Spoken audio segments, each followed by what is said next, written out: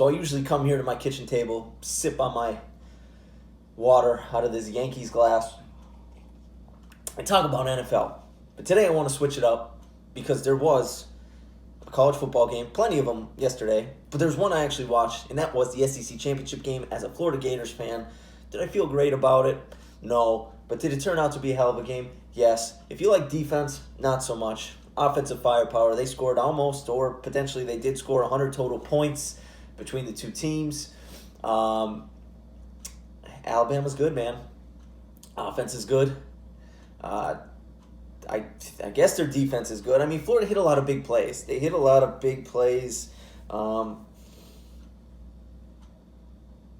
think Alabama's going to be a problem. I mean, let's be honest. If I'm talking to a college football fan here, we know what we don't need to play the round of 4. We know what the college football championship is going to be. It's going to be Clemson. It's going to be Alabama. We've seen plenty of times. We're going to watch it again because it's going to be a great game. But this game was good. I was very impressed with Florida's offense. Alabama's defense came in not giving up tons of points. I think in their last 3 or 4 games, they haven't given up more than 7 or 10 points.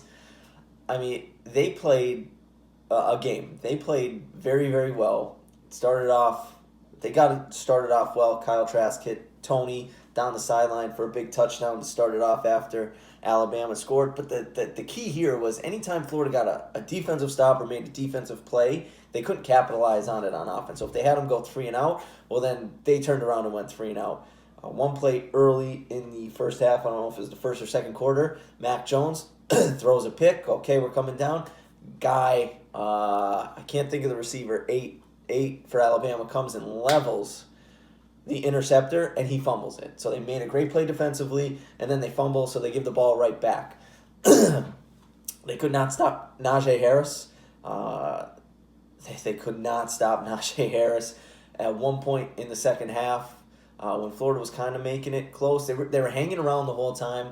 They had a defensive stop on Alabama, and it was because they just didn't have Najee Harris on the field. When Najee Harris was on the field, Florida could not stop them, and they had a better chance. Their couple 3 and outs were when Robinson was on the field at running back. So, but Alabama's good. I want to break down what I saw in terms of the NFL talent. So right now, looks like Mac Jones. There are some mock drafts that have him potentially back into the first round, and Kyle Trask potentially back into the first round. Both of them, in my opinion, and again, I'm a Florida fan, if my team is in the first round or even early second round, they draft Kyle Trask, I'm not thrilled about it. My non-expert opinion on Kyle Trask, he doesn't drive the ball. Everything looks robotic with him. He doesn't look like he just plants, torques his hips, and drive ever. It always looks like it takes the ball so long to get there. He's not a super athlete. He's a bruiser, All the runs he had 12 carries, but they were all getting it, lowering your shoulder. So I would be really worried if I was a team that drafted him. Mac Jones, depending on the team, he throws a pretty good ball, got a good arm. I'd say above average arm, whereas I'd say Kyle Trask average to below average arm. But Mac Jones, this seems like the perfect situation where he could be, if he gets drafted by the New England Patriots, I feel like that would be a fit. Because he's pro style, he's not going to run, he's not going to wow you with his athleticism, but he's good. He gets the ball out, he can move in the pocket pretty well, and he'll find the open guys. He's not gonna press, he's not gonna push it downfield too often into double coverage. He's not gonna take unnecessary risks. So I think he fits very well for a Bill Belichick. Other guys, obviously Kyle Pitts, Florida's tight end. He's gonna be, some mock drafts have him in the top 5, most likely top 10 pick. Love him, great pass catcher. He's big, I think he's 6'6", but he's slender at that frame. So obviously, a lot like some of the pass-catching tight ends, blocking will be an issue for him. Not a great blocker. He's not going to be like a George Kittle. He's not going to be a Travis Kelce coming in right from the start. And like I said, he's not. He can add some weight to that frame that he has, that 6'6", because he's like a slender 6'6". But he's going to need to learn how to block in the NFL if he wants to be one of the best tight ends, if he wants to be a complete tight end. But he's going to get drafted because he's a matchup. You could split him out. He's a problem. He's a matchup problem. He's very good. He's too tough for a linebacker. He's going to be too quick for linebackers. He's going to be too tall for corners to cover. He's going to be a matchup problem. That's why he's going to go so high. And then on the other side, Jalen Waddle did not play in this game, but Devontae Smith, if I'm an NFL team and I'm going to consider drafting a wide receiver, and I have my pick, if I'm a team in the top 5 or whatever, top 10, and all the receivers are on the board, all of them, Jamar Chase, Waddle, Devontae Smith, like that's the guy. I'm taking Devontae Smith.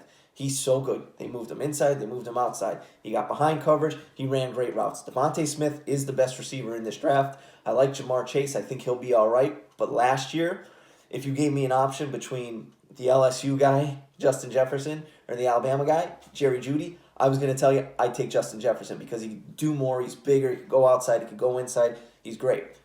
I would have took CeeDee Lamb over both of them. But this year, if you're giving me Jamar Chase, who's a bigger guy, not really going to work inside, I'm not sure if his route running is as good as Devontae Smith. I'm taking Devontae Smith. Devontae Smith, as a Packers fan, reminds me a lot of Devontae Adams currently playing. So there's just so much more you could do with him. It's going to be a problem. He's quick. Like I said, get behind the defense. He can run good routes. You can do so much with him. There's not anything that he can't do. So I'm taking him. If I'm a team that needs a receiver, I'm not drafting the really quick guy, the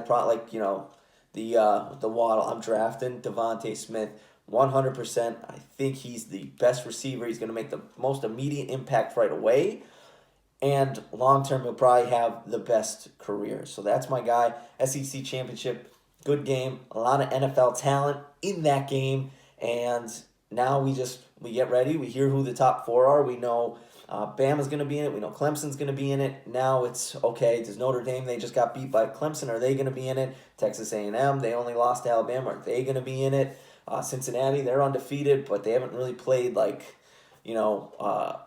big-time school. Are they going to be in it? Ohio State, they had trouble with Northwestern. Are they going to be in it? Are they going to fall out? That's the question. They're going to meet. We're going to know soon. And maybe I'll come back with that. I will come back and break down the top 4 for sure. But that's the end of this video. If you watch the SEC Championship game, how do you feel? And how do you think Alabama's going to do in the playoff?